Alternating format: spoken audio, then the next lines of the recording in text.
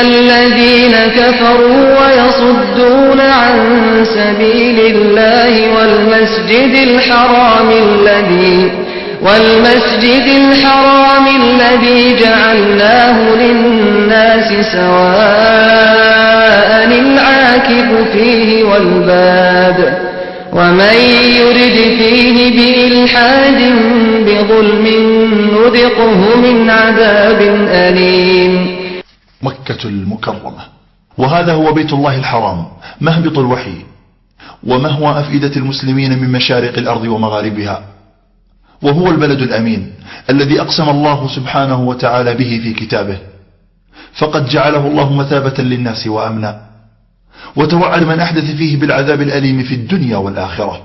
وقد قال صلى الله عليه وآله وسلم عن مكة: والله إنك لأحب البقاع إلى الله، ولولا أن قومك أخرجوني منك ما خرجت. بعد هذا كله استمع إلى هذا البيان وما أحدثه الرافضة المجرمون في بيت الله الحرام. الحجاج الإيرانيين أبوا إلا أن يعكروا صفو هذا الأمن والاستقرار الذي تنعم به هذه البلاد الطاهرة. تعلن وزارة الداخلية ما يلي: أولا، قامت تجمعات من الحجاج الإيرانيين بتشكيل مسيرة صاخبة أشاعت الفوضى والاضطراب بين حجاج بيت الله، وأوصدت منافذ الطرقات وعرقلت مسالك المرور، وحالت دون تمكن الحجاج والمواطنين من الانطلاق إلى مصالحهم وشؤونهم. ثانيا، عندما ضاقت صدور المواطنين والحجاج الآخرين المحتجزين عن الحركة بسبب المسيرة الغوغائية، حاولوا التدخل عن طريق التفاهم السلمي مع مقدمة المسيرة، وألحوا لهم في رجائهم بإفساح الطرق أمام النساء والأطفال المحتجزين في سياراتهم، إلا أن الإيرانيين أصروا على مواصلة المسيرة وسط هتافات توجه المتظاهرين إلى بيت الله الحرام. وعندها صدرت الأوامر لسلطات الأمن المختصة بالتصدي للمسيرة فورا وفضها وإعادة الأمور إلى مجراها الطبيعي. ثالثا،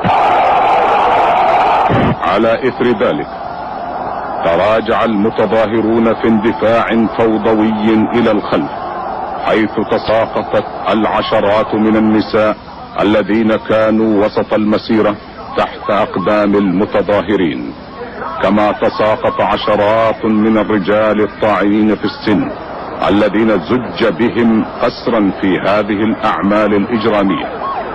وما هي إلا لحظات حتى اختلط رجال الأمن والمواطنون بالمتظاهرين الذين أخذوا في حرق السيارات والدراجات وتحطيم عربات الأمن والمواطنين ومحاولة تحطيم بعض البنايات وإشعال النار فيها، لولا أن حال دون ذلك رجال الدفاع المدني. بلغ عدد الوفيات نتيجة لهذه الأعمال الإيرانية الغوغائية مع شديد الأسف 402 شخصا. هذا ما كان من الحجاج الإيرانيين في حج هذا العام.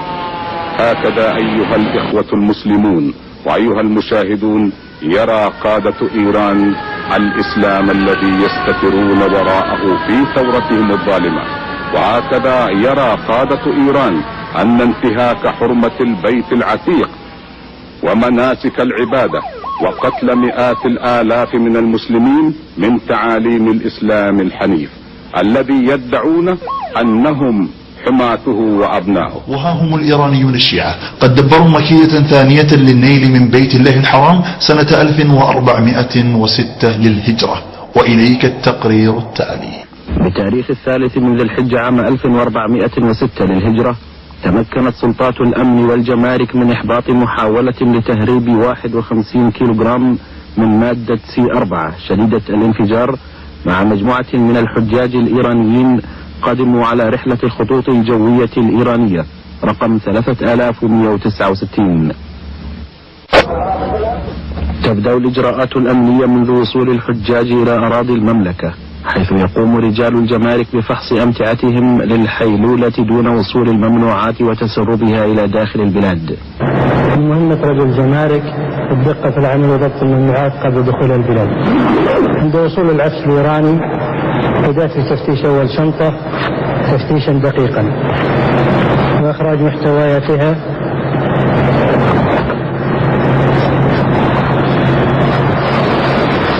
وجدت أنها خفيفة وليست ثقيلة على حسب ثقل الشنطة. عندما وصلت إلى قاع الشنطة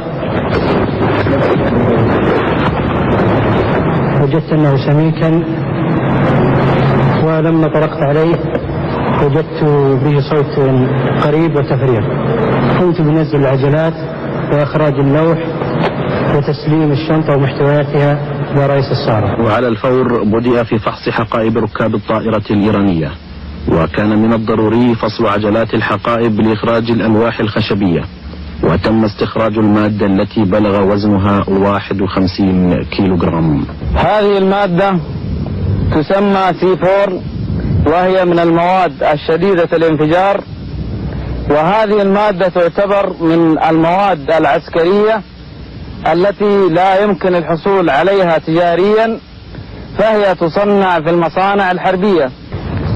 لو استخدمنا 1 كيلو من هذه المادة لنسف سيارة فإنها كافية لإحداث أثر تدميري في هذه السيارة، وسوف تخلف وفيات بما يعادل نسبة 85% في دائرة قطرها 10 متر، وسوف تحدث خسائر وإصابات خارج هذه الدائرة نظرا للشظايا المتطايرة من هذه السيارة.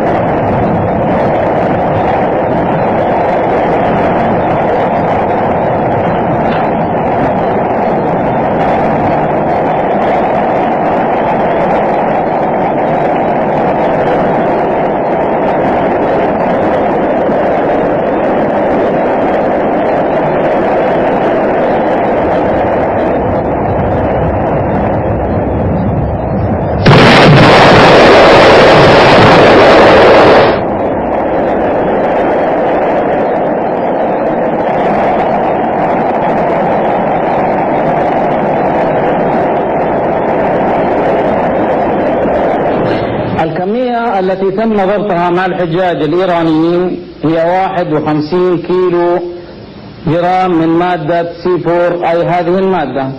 هذه الكمية لو تم استخدامها في نفق أو جثة في المشاعر كجثة رمي الجمرات فإن هذه سوف تخلف أثر تدميري عالي جدا، وهذا الأثر التدميري العالي جدا سوف يخلف ضحايا بالمئات. لم أقم بهذا العمل مقابل المال أو أشياء أخرى، وقمت بهذا العمل وكان بإمكاني أن أقول لا.